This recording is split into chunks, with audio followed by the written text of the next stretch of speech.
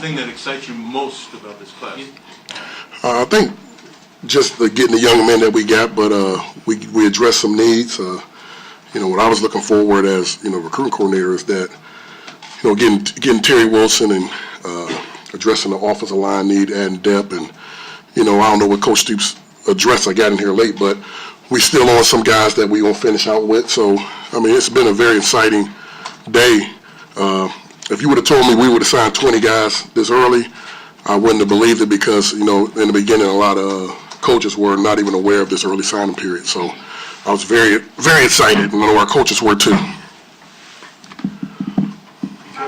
Position group, the tight ends, what do you like about the two guys you got? Oh, I think we hit a home run with these two guys. I think the last time I was at a site like this was when we got CJ. We got two guys that are in the 6'7", 6'5" range that are in the 240s right now, and they can run, they can block. I was a little worried about these guys signing because there was a lot of schools, trying to come after them. A lot of schools, Power 5 schools that's in the playoffs and top 25 schools, top 25 programs. So, but I think they seen the need here with Greg graduating and CJ, not knowing if he was going to stay or leave, and then also his injury. But make no mistake about it, these two guys were big, big needs, and our whole staff, even the defensive guys, are very excited about these guys. I don't know if you've seen them. They were here for official visit this last week, and they look just as good as Justin Riggs right now. So it's going to be exciting in that room for the next couple of years. You were talking about some of the high school coaches weren't aware of this early signing period, or didn't have the knowledge about it. So do you think that as they get that knowledge, this day becomes even bigger for not just Kentucky, but all schools in America? Yes, because, it just, I think they heard about it, but they just didn't think, in high school, especially in Ohio, but I can say in other states, they have one big day because other sports are signing. And they don't want to have one day for these guys and then come back in February. But I think they seen that it was a need to have it. And, even for me, it's like how they, the first time doing it, next time you got a good experience next year. I think it's going to be even, I think they may do away with the February one. I think it's going to be, in December, and that's fine with me. Vince, what was the pitch to Terry for you when as a quarterback and played in class and See, I'm going to let y'all in a little secret. One thing y'all don't know about me, I'm always got a guy, or if we thinking we may lose or a guy's not all the way committed, I was, and I got to give Dan Breswit, credit on this too. We watched Terry even when we had the other kid signed, and I love that other kid, good family, but when you looked, we say last year we had a quarterback decommit, and then we got Steven. Well, Terry film don't lie. And he's fast, he can throw, and I told him the need we had. We was graduating Steven. We had Drew here. We had some quarterbacks here, but there's an opportunity for him to win the job, and he understood what we had. I'll tell you, the one thing that sold him was the players that we had recruited in the past that we had in the skill positions and the offensive linemen. We put it up and say, listen, these guys had all these schools recruiting them. They got so many starts at the O-line. You ain't going to be running for your life, and actually it's going to be experienced O-line when you come in here. And then you got experienced tight ends. You got an all-SEC running back. You get Dorian Baker back. So I just think he's seen the opportunity and said, okay, this is where I want to go. And we really sold it on him and his mom and his family, and I think he's seen it and said, hey, I want to be a part of the BBN. As a recruiting coordinator, you had a home run last year in terms of Johnson, in terms of being able to have a guy that has a lot of poise, a lot of personality, a lot of character, all those type of leadership ability and all that. How difficult is it to read that in the young man when you recruit? You said in Johnson, talking about Steven? I'm transferring all that over to Wilson. How difficult is it to see those Well, I think this, even when you're recruiting a kid and he comes on an official visit, a lot of kids, first of all, ain't going to bring their girlfriend. I'm just telling you. They're not going to bring their girlfriend because they probably want to hang out. He did not hang out. He wanted to spend time around his girlfriend. He spent time with his mom. He's just a high-character kid. He loves God. I'm not saying he's perfect, but you can just tell the young man is all about business. He made a mistake the first time when he went to Oregon, and that didn't work out. And I think he just matured from that. And he's only 19 years old, but he seems, when you talk to him, he seems like he's in his 20s. He's a very mature young man. So I seen that when I'm recruiting kids, I look at every little thing, and I noticed he did not want to hang out. He did not want to do nothing with, outside of, the normal thing you do with players. So that told me a lot about him. Vince, what's your message to the guys who either didn't sign today or are still your top targets in this last month? Probably in 2013, probably you'll be begging for, hey, this and that. We to a point now where, we ain't taking a backseat to nobody. We want guys that want to be here. There's some situations of why maybe 2 guys didn't sign, and we working on that right now. But, how can you not want to be a part of this? You seen what we have to offer. This is our 2nd year going back-to-back bowls. We keep, improving. And my message to them is, hey, you seen the fan base here. They know what it's all about. If there's a better place out there, then they need to go there. But I know the 20 guys assigned today are big-time players, and we had schools tugging at them guys last night. I was up to about 12:30 last night and had to be up again at 6 a.m. for the recruiting thing. So we want guys that want to be here.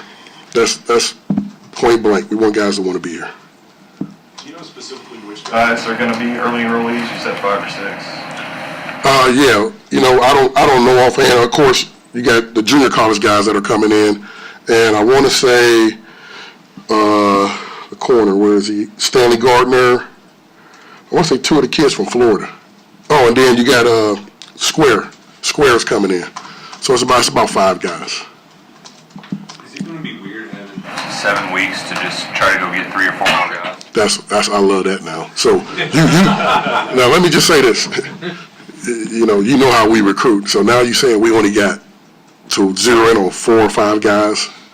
I like that. I like our odds. So we got some big time guys out there that is almost very close to signing today, and they got till Friday. But if they don't sign, I feel very confident that we're gonna land these guys. Is it tough, Balancing, keeping some spots open versus signing as many as possible today? Coach Stoops, that's a good question. Coach Stoops, you would like to sign all your whole class, but it's kind of like you want to have at least 3 or 4 in your pocket, because you get guys that want to transfer, you get guys that just, for some reason, fall through the cracks. So you like to have them 3 or 4. So, having 5 right now in our pocket, I'm very excited about it. So we get to zero in on 5 guys with, I don't know what you say, 7 weeks. I ain't been sleeping, so I don't know, 7 weeks you said? That's good. I love them odds with us, focusing on 5 guys. Coach Graham was saying yesterday that part of the advantage to this is in January you can get a head start on 2019. Those guys get more time to work on those guys. Do you see it the same way? I see it the same way if 100% of your class signed in December. But, we got 5 guys to focus on, and then the rest of 2019. The one thing we always did here, I think you guys remember going back to 13, when, everybody was excited about, we were at 26, whatever it was, and I told you guys we were almost 50% done with our 14 class, and I said they'd be higher than that class, and y'all looked at me like I was crazy, but we actually did. And so right now, 19 in some of our main states is a very strong year, and, it's good to get on them guys now, but you still got to sign, finish out the 2018 class. Yes, you and Mark obviously have a very special relationship. You're nearly the same age, same hometown. When you go into one of these recruits' homes, do you guys sometimes tag in and go in together? Can you give us a little insight as to what happens when both of you show up? We won a lot of these homes together. And, here's what I say about when I'm recruiting a kid. I've been knowing Mark for, since I was 9 or 10 years old. His uncle was my older brother's high school coach, so we met each other, playing football on the sideline at the high school. And when I go recruit kids, I tell their parents, look, I know this guy who I'm recruiting for.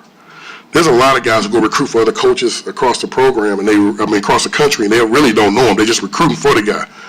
I know this guy. I know what he's all about. I know what he stands for. I know where he comes from. I just think it's very powerful, and I think the parents feel it, because a lot of these parents do homework. They look and say, oh, you've been knowing Coach Stoops, y'all grew up together. Yes, we have, but I know him, and so it's easier for me to recruit for him and recruit about who he is. And it tells them parents that when they did their homework, they say, this guy's very sincere. But I mean what I be saying about him. Now, I ain't gonna always tell you everything I know about him. I mean, people want to know what his nickname was, and I still never told nobody that. But I do know him, and I think these parents realize that. You find that parents and even the kids today are more savvy, more educated than years ago? Yeah, because you guys. Because of Twitter, because of media. I just imagine when I was getting recruited where there was no Twitter, there was no, I don't know, I'm still not up to date, what they call that, Snapchat and all that stuff. I mean, they are so, like, you can leave a kid's home.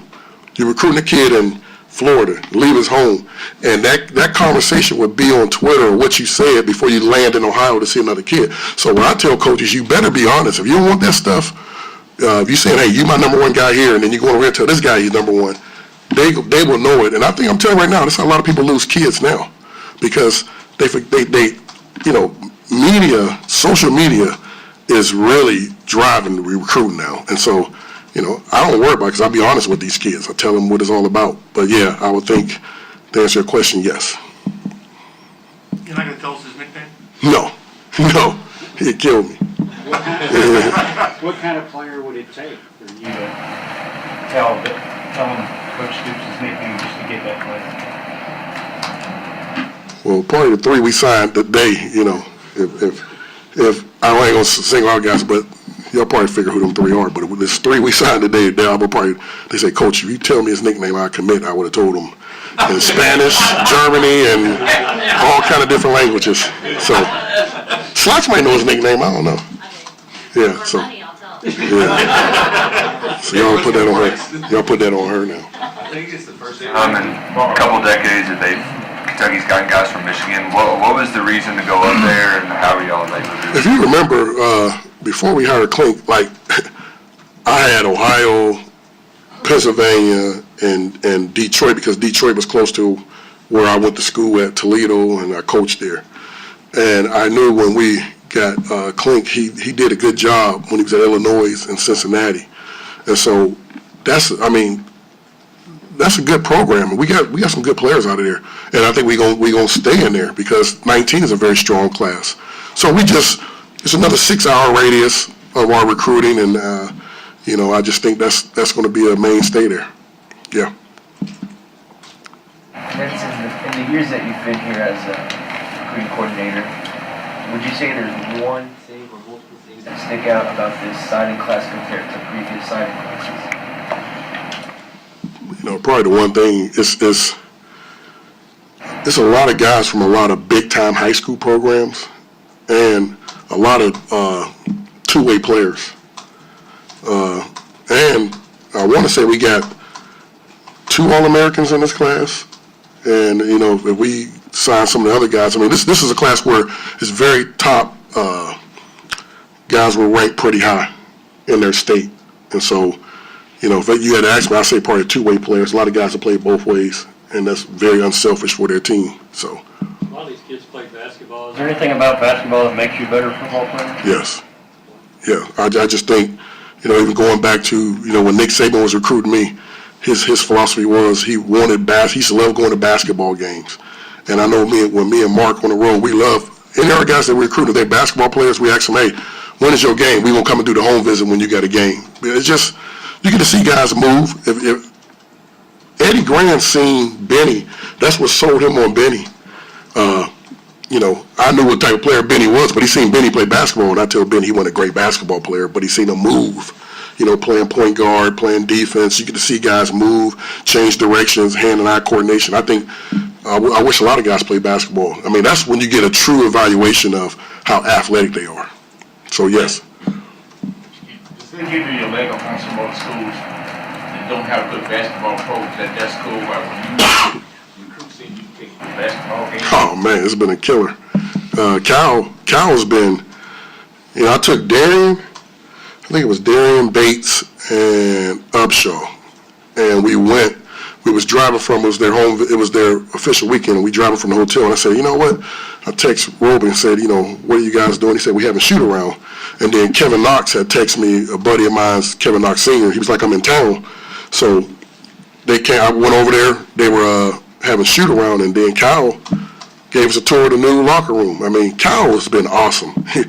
He has been very effective in a lot of guys that we signed, because I remember we took guys to junior days.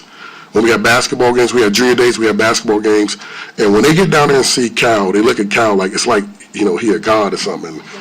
But then you see how down to earth he is, though. And he's taken me and Coach Ravlin. It was Coach Ravlin. The guy used to be the coach for, is it UCLA? USC? One of them schools. I mean, George Ravlin. Yeah, he took us. Yes, it was this weekend that he took us around, and them three guys were, I mean, Darian Kennard don't say much, and he's looking at Coach Cal, looking at the, you know, Kevin Knox, and meeting them guys and saying, wow. So basketball's been a very huge, and Cal really supports us. I mean, them guys do a good job helping us. I mean, I can't thank them guys enough. Anything else you guys? Thank you, guys. Thank you. Mm-hmm. I'll send out these